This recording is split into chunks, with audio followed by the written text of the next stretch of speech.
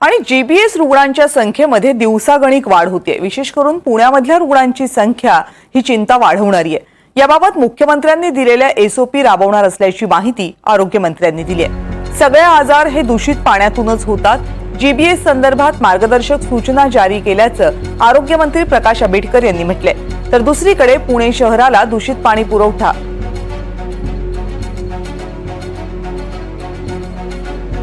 GBS आजार रोखायला पुणे महापालिका कमी पडली अशी टीका रवींद्र धंगेकर यांनी केली।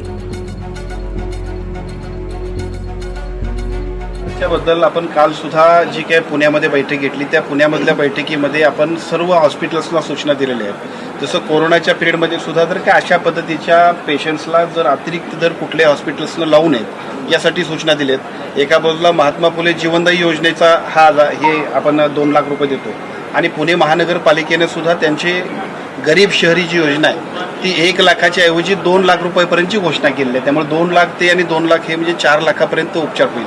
फक्त माझी पुणे शहरातल्या विशेषतः जे काही असे पेशंट्स असतील त्यांना माझी विनंती इतकीच आहे की आपण सर्वांनी सुद्धा पहिल्यांदा शासकीय हॉस्पिटल किंवा महात्मा फुले जीवनदायी योजना जिथं असेल त्याच ठिकाणी ॲडमिट होण्यासाठी आपण प्राधान्यानं आपण सगळ्यांनी त्याचा सुद्धा उपयोग करावा।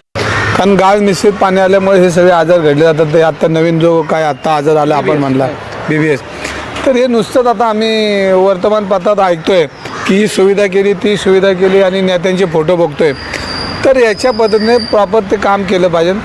हा आजारच का घडला ह्याची कारणं पहिली ह्या 7 लोकांनी दिली पाहिजे। आजार आल्यानंतर आम्ही हे करू ते करू आणि ज्या काय वल्गना चालल्यात ह्या शोभणाऱ्या नाहीत। कारण शेवटी पुणे शहर आणि पुणे शहर काय विकसित आज झाले का? पुणे शहर विकसित ब्रिटिशांच्या अगोदरपासून पुणे विकसित आहे आणि त्याच्यामुळं नवीन तुम्ही